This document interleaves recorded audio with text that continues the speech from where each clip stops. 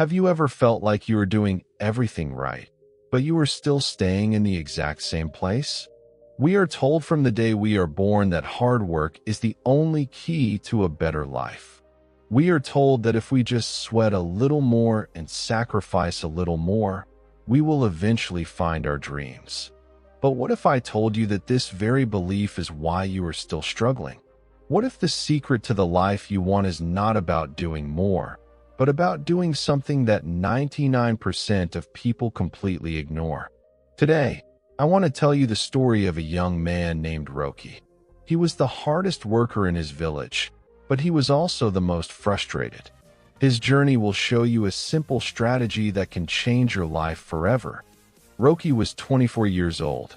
He was strong, full of energy, and he had a heart full of big dreams. He lived in a quiet village where life moved slowly, but Roki was always in a hurry. He wanted to be the most successful potter in the region. He wanted his family to live in a house made of stone and for his mother to never have to carry water from the river again. Roki believed in one thing: speed. He believed that if he could make more pots than anyone else, he would naturally become the wealthiest.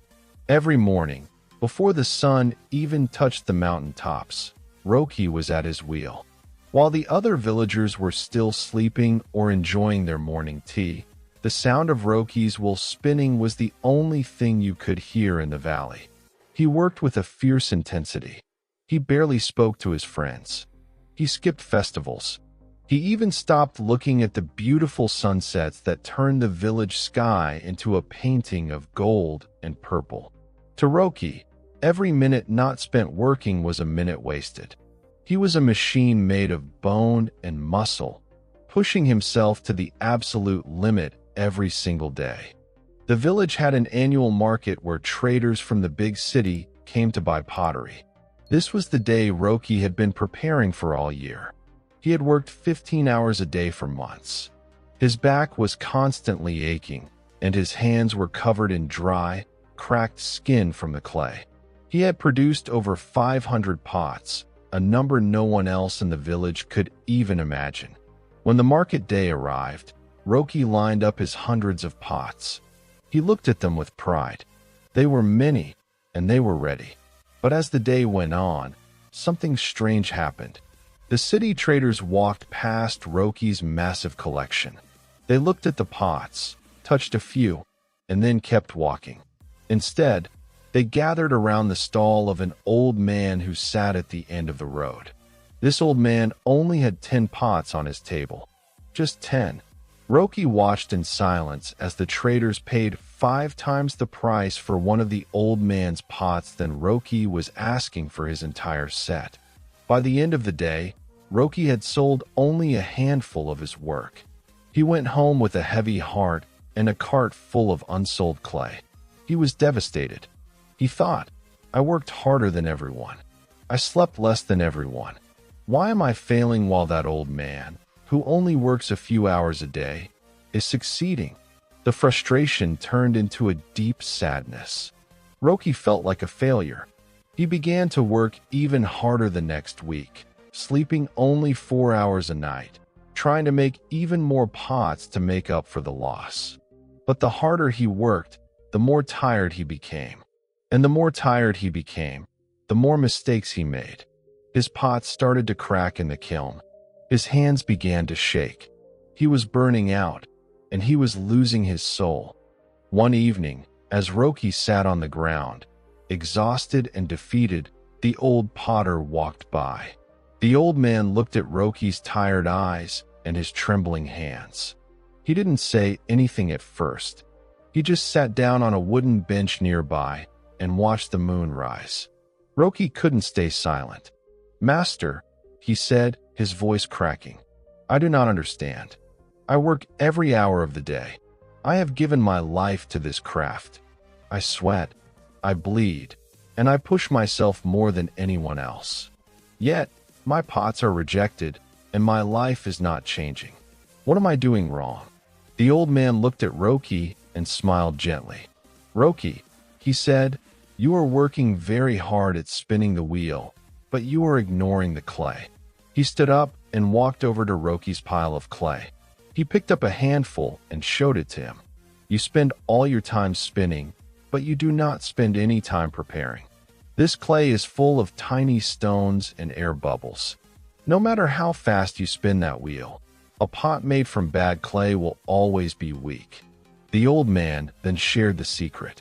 He said, most people spend 99% of their time in the struggle, but they ignore the 1% that actually matters. The 1% strategy is this: reflection and preparation.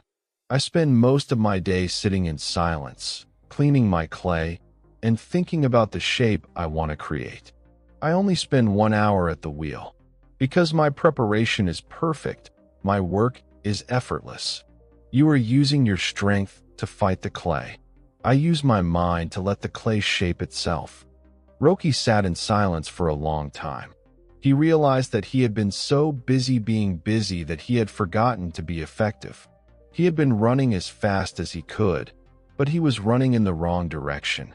He thought that exhaustion was a badge of honor, but it was actually a sign of his own poor strategy. Over the next few months, Roki changed everything. He stopped waking up at 4 in the morning. Instead, he woke up at 6 and spent an hour sitting in the forest, clearing his mind. He spent more time cleaning his clay and studying the designs of the great masters. He worked fewer hours, but when he was at the wheel, he was fully there. He was calm. He was precise. The next year, Roki went to the market with only 20 pots. They were the most beautiful things the villagers had ever seen. They were strong, elegant, and perfect. He sold them all within the first hour. The lesson Roki learned is the same lesson we all need to hear. Success is not about how much you sweat. It is about how sharp your mind is and how well you prepare. The 1% strategy that the world ignores is the power of stopping to think. It is the power of quality over quantity. If you are feeling burnout today, stop. Do not work harder. Work smarter. Take the time to sharpen your tool, to clean your clay, and to plan your path. 1 hour of focused, high-quality work is worth more than 10 hours of tired, mindless grinding. Remember, the sun does not struggle to shine. It just is. Find your center, and your work will follow. If this story touched your heart or made you rethink your daily grind, please let me know in the comments. Have you been working too hard on the wrong things? We would love to hear your thoughts. If you found value in this lesson, please give this video a like and share it with someone who needs to hear this today. And do not forget to subscribe to our channel, Life Lesson. We are here to bring you stories that inspire, heal, and help you grow every single day. Thank you for watching. And remember, it is okay to rest, to reflect, and to sharpen your axe. We will see you in the next story.